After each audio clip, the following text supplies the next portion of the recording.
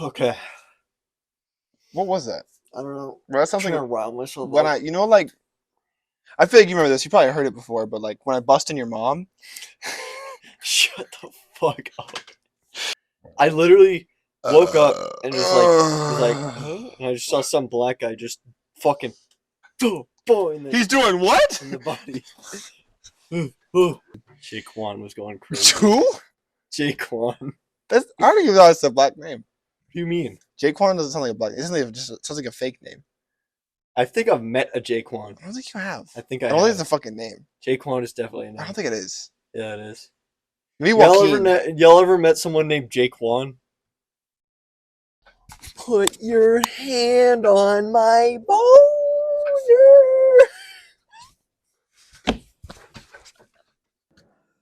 Welcome to Brutal. the MMA podcast. How you doing today, Charles? Doing all right. How are you? Honestly, not too bad. Not too bad. Definitely better in comparison to most weeks. Yeah. Had a really good weekend. Very busy. Very busy. Very busy weekend. We tried pulling an all-nighter to watch UFC Singapore. This man was absolutely toasted. Yeah. He got there and snuggles up on our couch. I shouldn't have done that, but we're in the Pacific time, so it started at 2. Was the prelims? 2 a.m. started prelims. Now, I had agreed to go, not really realizing what I was in for. Friday, I worked until about 3 o'clock. I then got off. I went straight home and stop looking at my microphone. I'm never going to get over that. I'm just going to leave it like this. I don't even care. Sorry. Stop. Stop. Repeat what you were saying. Okay. I got off at 3. I went home, picked up my dad, a couple friends, and we drove 3 hours roughly because of traffic to Inglewood, California, which, if you don't know, that is a little place in fucking Los Angeles, which sucks to be even there. But it's like probably one of the worst parts of Los Angeles. It's really ghetto. Complete ghetto. Really ghetto. After we were there, we finally parked after 20 minutes of looking for parking, which we were literally driving through residential areas miles away looking for parking. So we had to walk 1.5 miles just to get there. And then we got in and we saw a Metallica concert, which was fucking awesome. Favorite song from the set? From the set, I have to say it was probably Master of Puppets, because it was so like epic to hear. Were they supposed to play it? Wasn't Nick saying they weren't going to play it? No, so they basically, Metallica has 2 separate set lists for 2 separate days. They were going Friday, and then they were doing it again today. We were going to try and go today, but then Nick was stupid and didn't get off. Anyways, the 2 different set lists are split fairly evenly with their famous songs. So the one we saw, it had Nothing Else Matters. It had like, what's it called? Master of Puppets. It had Fade to Black. It had like a couple others. And your favorite was Master of Puppets? Yeah, Master of Puppets was cool because I think it's one of the only Metallica songs I actually do. Yeah. So we didn't miss much. Okay. We're not gonna bother with technical difficulties or anything. Man, she's got some eggs. That is indeed some eggs. Okay. Back to what we were talking about. So I was surprised with Master of Puppets because we could put context, be like, sorry for the interruption. Nah. Yeah. So Master of Puppets, it surprised me. I thought that they were going to maybe cut it down because it is an 8.5-minute song. No, they did not. I don't remember being 8.5 minutes. They played the whole fucking thing, and I was very happy. It was cool. And then, yeah, Nothing Else Matters was cool. Fade to Black, all of them were really cool songs. We heard a couple of the new ones from the new album, but yeah, we didn't get to hear like one. Didn't get to hear The Unforgiven. No Enter Sandman. Enter Sandman's like the only one I otherwise know because Nick plays it religiously. Yeah, I don't. And he would take me home from his shifts at Pizza Hut, and he just played it every single time. Yeah. And that song curses me, so I'm glad I didn't have to hear about them. Well, playing it. I will say, I'm sad they didn't play For Whom the Bell Tolls, because I think that has one of my favorite openings for any of Metallica's songs, because it's just, you hear the bell, and in this giant theater, or giant, not theater, giant arena, it was a giant stadium with 70,000 people That's playing. too many people. That is a lot of people. That's too many people. It was so cool though, because every time like a song came on that everyone knew, They obviously, cheer and shit. just the whole roar. crowd would roar, and it was Yeah. the coolest. So like, I can only imagine if everything got quiet and you just heard a single bell and just everything, crowd went crazy. Oh God, You know, I think the only context I have to the bell thing is a song. No, Yeet. Do you know Yeet? I've heard of him, He yes. did a song for like the Minion movie, and in one of his songs he goes, "Now here's a bell, boom!" And as the bell goes off, I've seen a concert. The crowd goes fucking crazy. So that's the only context I have. What the fuck? So contextually, I only have a nasty Yeet song to just like put to that. And I gotta say, the bell always goes hard. The bell goes so hard. The bell always goes hard. It just rings, and it's like similar to like AC/DC's Hell's Bells, where it's just like this neuron activation. Yeah, exactly. No, but yeah, it was a cool concert. So, anyways, we got off. We went home. Another 2-hour drive. We had to get in and out and stuff because we were starving to death. Pretty soon after that, he ended up being at our house, and bro looked tired already. I was like, "Uh-oh." Yeah. Prelims started. You slept entirely through the prelims, basically. I was like, what would happen is every single time if something like big happened, this motherfucker would scream, wake me up. I'd look at the TV for like 5 minutes, and then I would just like clonk out, like you don't even remember anything. I'd wake up another 20 minutes later. You know, it was just like every time something interesting happened, I like woke up. So I think some of the only fights you saw in their entirety was like the Waldo Cortez Acosta fight. That's the boxer heavy guy. Mm-hmm. I think you didn't see any of the main event, which was crazy. You had to rewatch it just a little bit ago. Yeah, I barely saw any. Like I saw, I think I saw Lionheart. I saw some of that, and then I saw some of the. Actually, I didn't see any of the Holloway fight, which was surprising. The one I did see, I think the most of, besides like the first one when I first got there and I hadn't fallen asleep yet, was the Chitty versus Michael fight. Oh, yeah. Yeah, if we want to get into that, that was a... Yeah, we'll jump into that. I just want to shout out my boy, Rene Castro, for the Yatu. This is one of my favorite tattoos. My great-grandfather's bayonet. I'm so stoked on this thing. That looks good. Yeah, I'm really... It's only like a 6-hour session. You got a lot of really nice details in there, but yeah, I got this tattoo done right after pulling an all-nighter. And I was laying down the whole time. I wanted to fall asleep. My neck was so... You didn't have a hole in the chair that you lay down in. Yeah, kind of sit so my neck was like this, and I was just laying like this. Yeah, I was going to ask how he did it when you were like... So you just had him like that, essentially? I'm not like this. Like this flat. Yeah. But my neck was like this the whole time. Like, you can tell, even like going like this is painful, but I had to have my neck even farther because I was laying down. So it was pretty uncomfortable, I can't lie. But honestly, so fucking worth it. Like, he did such a good job with this tattoo. I'm really like stoked about it. But that's good to hear. Yeah, let's get into the fights. Cool. You know, yeah. So, what do you want to start off with? I mean, the first one, like I said, that I really saw that I thought was interesting was the Chitty versus Michael fight. Yeah, Chitty and Njokuani. I had him winning this fight. He came out really aggressive and started ripping the body. That's all he was doing. Yeah. He was just smashing Oleg Shayjuk's body. Oleg Shayjuk didn't bend over once though. Like, he was getting kneed hard, punched hard. Well, he kind of went like he wouldn't bend over though. He didn't go down to the he'd get hit and go like this, right? But he wouldn't scrunching up. Yeah, but he wasn't fall over or overreact to it either. Mm-hmm. And when Chitty started to get tired, basically just Michael just put the pressure on, started landing heavy shots, got Chitty on the ground, and then TKO'd him from there. So I thought it was a really good showing for Michael Oleg Shayjuk. He's kind of been a staple in the division for a long time. And Chitty's pretty new, but it's kind of been shown, like, against Oleg Shayjuk and Greg Rodriguez. He starts off really hot and really strong, and he really punishes people. But he can't hold in there when he gets damaged. When he gets any sort of damage, he kind of curls up in a ball and ends up getting TKO'd. So his durability really has to work on it. Maybe it's mentality. I'm not sure. But either way, it's something that has to be worked on. So... Yeah, no, it makes sense. But that was the first one, and that was the fight where you were screaming about him ripping the body, and then I woke up and looked and I watched him, and yeah, I mean, it was cool to see him win, and see Michael that won. Yeah, and then I just last thing I remember was like watching the post fight interview and not being able to understand a single word he was saying. But you Because were exhausted he for was sure. well, no, he but what am I like? He was talking like this. He was talking, and he had like a heavy accent. He was talking very Well, lightly and that's very true, but quietly. also you were probably falling asleep during it. So Maybe you I were was like just the so words were phasing out of you. I was Like trying to understand him, and I just couldn't. I was absolutely, and then that was the last thing I remember before I guess I just fell asleep and didn't even notice me falling asleep. So I just shut my eyes, instantly went to bed again. yeah. Um, And during that, you watched the replay. Waldo, I can never get his last name right. Cortez Acosta.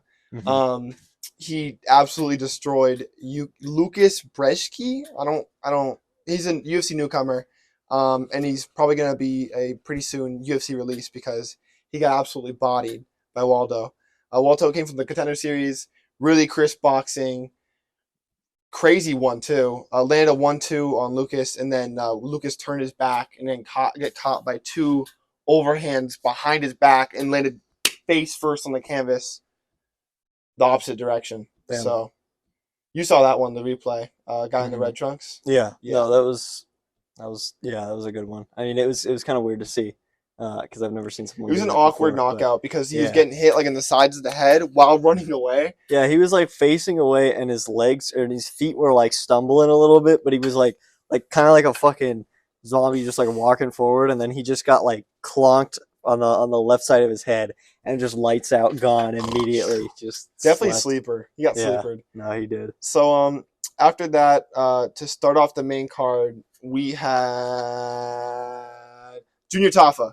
I love the Tafa gang, Tafa brothers. They're really exciting to watch. Every fight they go to, they either lose by decision because they get out wrestled, or they win by emphatic knockout. But both these guys have insane kickboxing and insane power for heavyweights.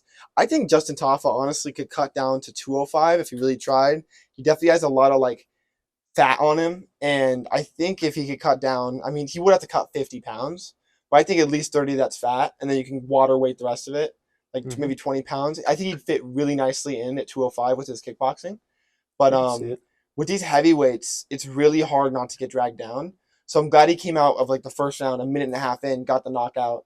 I mean, he threw his whole body into that right He hand that was dropped him. going crazy with those. Those were bombs that he Yeah. was throwing. He kind of just threw caution to the wind. He was fighting Parker Porter, and Parker Porter is not really known for good striking.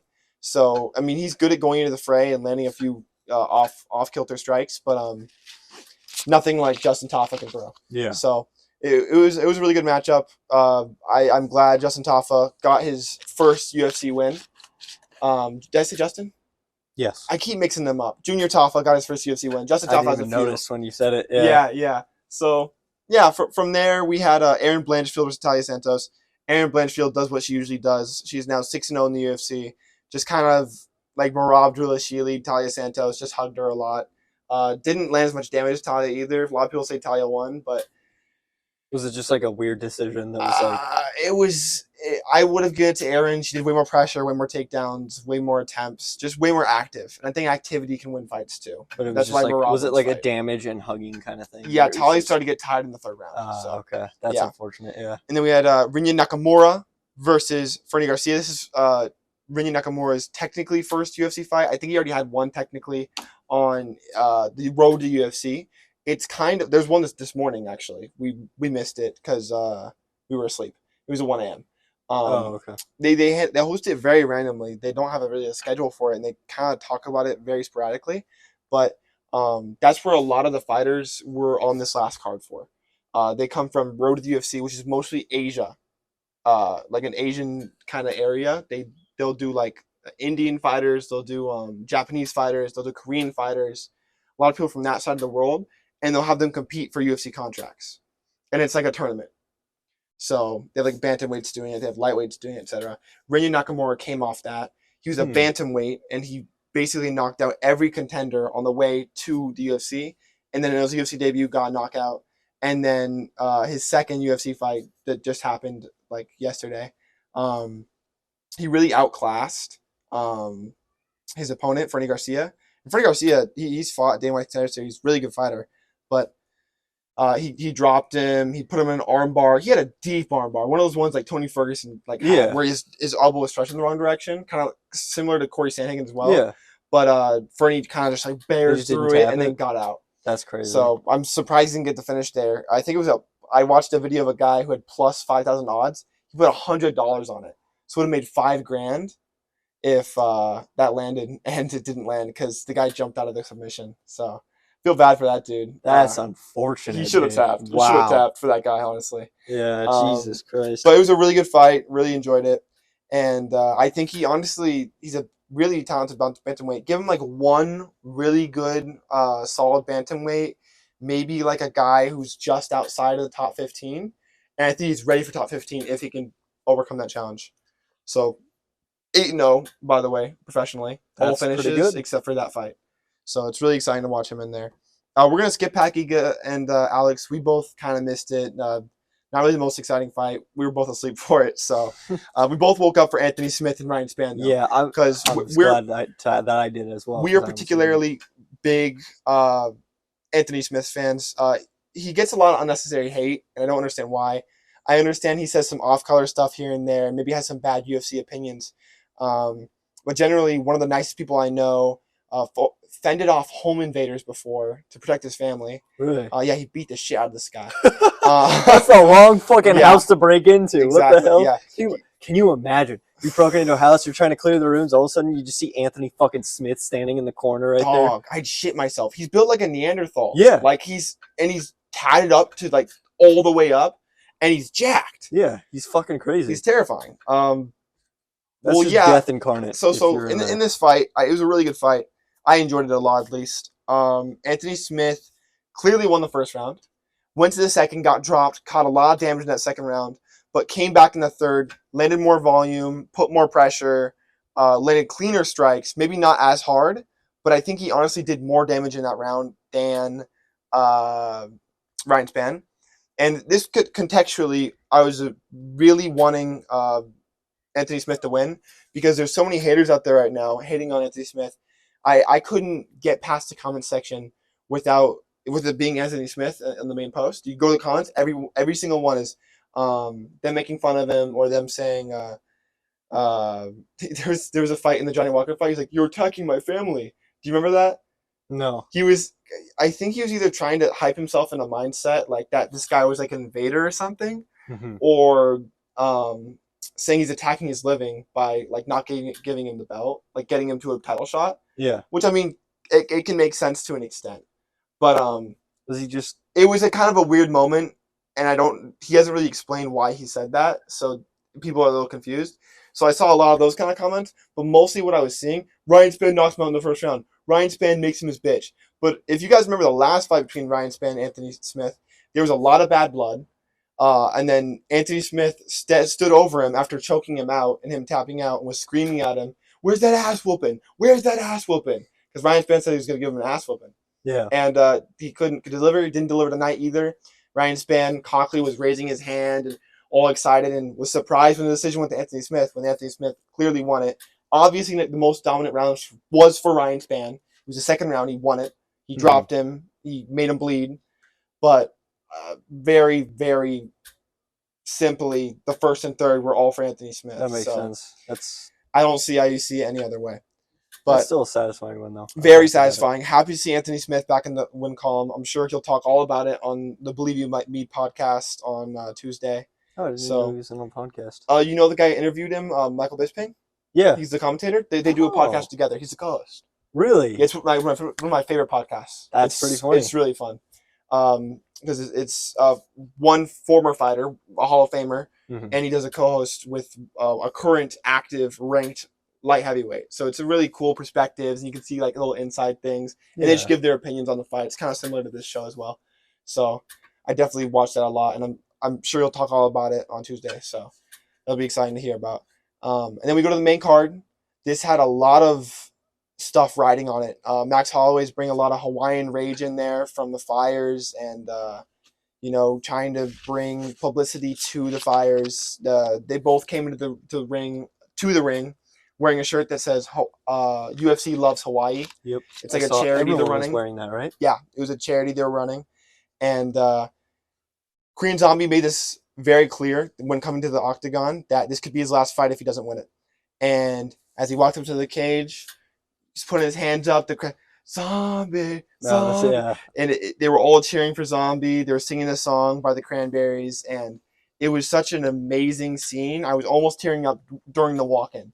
And then Holloway comes up. They touch gloves. They're super respectful, and they just start going at it. First and second round are all Max Holloway, but Chan Sung Jung was stepping in. There was some really sly, like his charging was really good. Like he'd run in and just throw like 3 good punches, and that third one would come through and land. I was really clearly. That was those. He was doing pretty well. Like he was doing really well, especially for because I thought Max Holloway was kind of just gonna piece him up. You know? Everyone was saying they're making memes. Max Holloway lands like 2,000 unanswered strikes to Zombie, and Zombie walks through it. That's what everyone thought was gonna happen. But I think Zombie sensed this was like he had to push the pace and get the action going in the third, and try and knock him out, or there would be no win.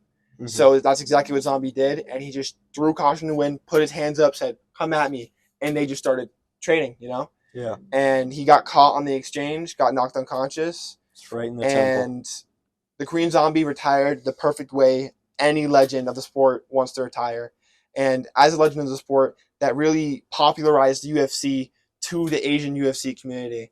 So it was really, I was very emotional watching him put the gloves off, tell the crowd that he's going to retire. It's his last fight. He only wants to fight for the belt, not against just people that he doesn't want to fight. And after 13 long years in the UFC, he put his gloves down in the octagon. They turned the music back on, his theme song, and he was crying, hugging his wife as the music, and the entire crowd, none of the crowd left. The whole crowd was still there and chanting for him, singing the song along. And I had chills, goosebumps. I was tearing up a little bit when Kaitlin fell back asleep because I don't cry. Men never cry. No, men don't cry. Men don't cry. Just like girls don't fart. And right. just generally, it was a really good event. Max Holloway, doing his usual thing and amazing combos.